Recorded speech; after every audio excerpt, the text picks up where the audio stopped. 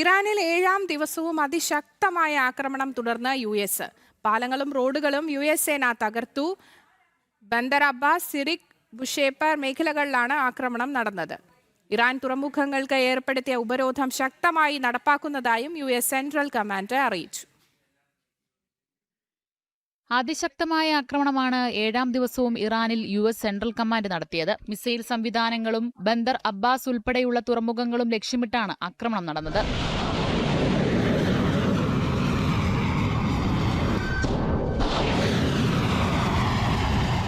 US ഉപരോധം ശക്തമാക്കിയ തുറമുഖങ്ങൾ ലക്ഷ്യമാക്കി നീങ്ങിയ 4 കപ്പലുകൾ തിരിച്ചയച്ചു. 2 കപ്പലുകൾക്ക് നേരെ നടപടികൾ സ്വീകരിച്ചതായും സെൻട്രൽ കമാൻഡ് അറിയിക്കുന്നു. ഇതിനിടെ തായ്ലൻഡിന്റെ കപ്പലിന് നേരെ ഹോർമൂസിൽ IRGC ആക്രമണം നടത്തിയതായും റിപ്പോർട്ടുകളുണ്ട്. ഇറാൻ തുറമുഖങ്ങൾക്ക് ഏർപ്പെടുത്തിയ ഉപരോധവും US സെൻട്രൽ കമാൻഡ് ശക്തമാക്കി. ഹോർമുസ് കടക്കാനെത്തിയ 4 കപ്പലുകൾ തടഞ്ഞതായി IRGCയും അവകാശപ്പെടുന്നുണ്ട്. ഇന്റർനാഷണൽ ഡെസ്ക്, ജനം.